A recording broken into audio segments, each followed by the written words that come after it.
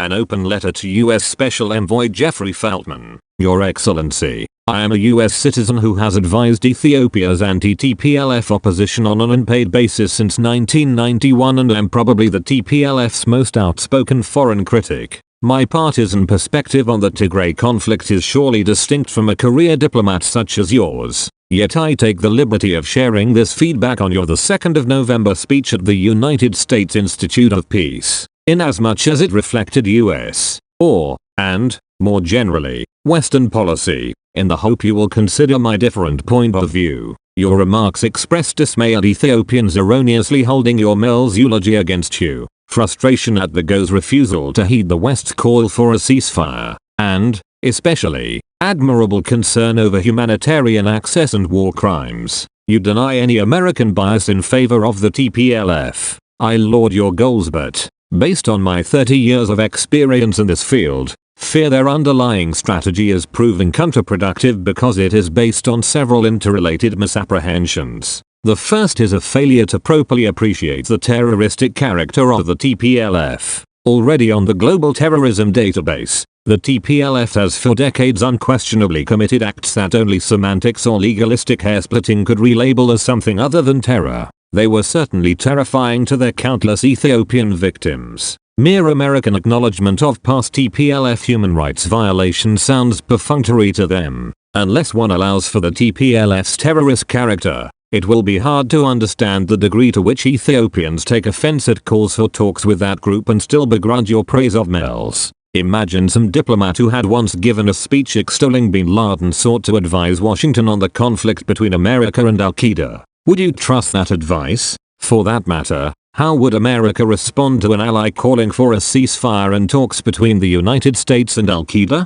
That's what Western and UN prescriptions sound like to most Ethiopians. Another characteristic of the TPLF that American diplomats don't seem to grasp is its intent to regain control of Ethiopia through a TPLF-controlled transitional government or coalition in order to resume its place at the national level corruption trough. As you must know, the TPLF pursued that strategy while it was in power and afterward by exacerbating tribal tensions in a divide-and-conquer scheme. This national destabilization operation, linked to the other tribal tensions to which you referred and covertly supported by Egypt, will persist until the TPLF is decisively defeated or decapitated. Talks are unlikely to resolve anything because the TPLF's history shows that its senior leaders see negotiations, facilitated by what they deem useful idiots, as stepping stones to domination instead of a means of finding a just and sustainable modus vivendi with the rest of the country. Unless some mechanism can be proposed that renders the TPLF destabilization campaign physically impossible,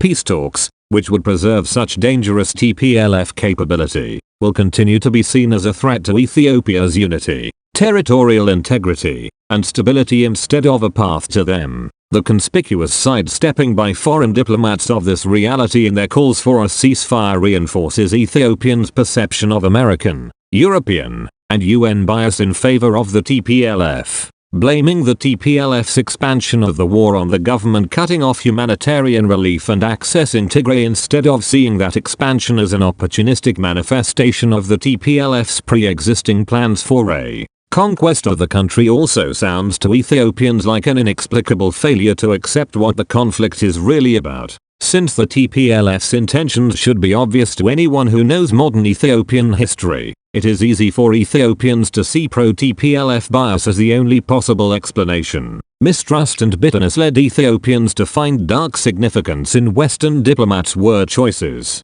The term Western Tigray sounds to many like the adoption of a TPLF-authored interpretation of history and approval of an illegal annexation by a criminal regime at gunpoint. US rhetoric frames discussion of Ethiopian international crimes as if they began with the fighting in 2020. This failure to give adequate weight to the longer history of TPLF atrocities, including genocide, and to recognize that the TPLF's ostensible, regionally stabilizing former role was just the opposite, also make Ethiopians see America as strangely blind to the real issues at stake. Even your implication that Ethiopian human rights are parochial matters in contrast to lofty UN principles is likely to dismay many. Ethiopians found nothing lofty about your OSEC. Guterres' normalization of an unelected, homicidal kleptocracy when it was killing and torturing them. To Ethiopians, such language indicated either gross insensitivity or a craven abandonment of democratic values, either of which forever rendered the source unreliable. Western diplomats and policymakers also don't seem to realize the extent to which Ethiopians blame them for today's state of affairs. As most Ethiopians see it, after helping make the Frankenstein monster at their gates, now the West wants them to treat it as a partner for peace and give it a chance to continue tearing their country apart and murdering them. This attitude is rooted in Ethiopians' painful memories of how the West, especially the United States, propped the TPLF up for decades with security and financial aid, diplomatic and moral support, and by refusing to react in a meaningful way to its crimes against humanity. They ask, where were the West's moral outrage and sanctions during the 27 years that the TPLF inflicted its ethnic-based violence on us? Ethiopians remember Susan Rice's grotesquely complimentary eulogy of Mills and her laughter over the 2015 TPLF's 100% election victory. They remember President Obama's cynical descriptions of the TPLF dictatorship as democratic. They remember American diplomats urging them to swallow the stolen 2005 election. The recent endorsement of Tedros Adhanom for Director General of the WHO is seen as another example of US indifference to Ethiopian lives. No amount of humanitarian aid will wash away these stains on America's reputation in Ethiopia. But I have never heard a single State Department representative convey the slightest regret for them. I agree that the US does not want to see the TPLF retake Addis, but Washington does appear to seek strategic balance between the warring parties. If so, that choice underestimates the existential danger to Ethiopia that the TPLF's simple survival under its current leadership represents. It ascribes moral equivalency to a quasi-democracy and authoritarian forces. It legitimizes and discounts the TPLF's prior history and unceasing aggression. And it belies your claim to understand that Ethiopia can't tolerate an insurgency. These factors undermine Ethiopians' confidence in what they already regard as a perfidious American ally. Even the very evidence you offer of US impartiality, that the United States consistently condemned the TPLF's expansion of the war outside of Tigray and continues to call on the TPLF to withdraw from Afar and Amhara, deepens Ethiopian distrust by suggesting that a reversion to the pre-war status quo ante would be a viable stage on the road to peace. No explanation is presented as to why Ethiopians should not view such a development as merely postponing the need to confront and end the TPLF's destabilization efforts. Most fear that the ceasefire urged upon them by their duplicitous or, at best, naive, American partner, already tainted by decades of collusion with the TPLF, will only facilitate the terror group's resumption of its deadly subversion. Failing to address squarely such popular anxieties and resentments hampers your ability to achieve America's goals in this conflict. Even worse, these policy lapses and linguistic signals have fueled the conflict by encouraging the TPLF. America's continued insistence on a ceasefire under these conditions wastes time, gives aid and comfort to the TPLF insurgency, mitigates against US foreign policy objectives, and creates regional opportunities for US adversaries.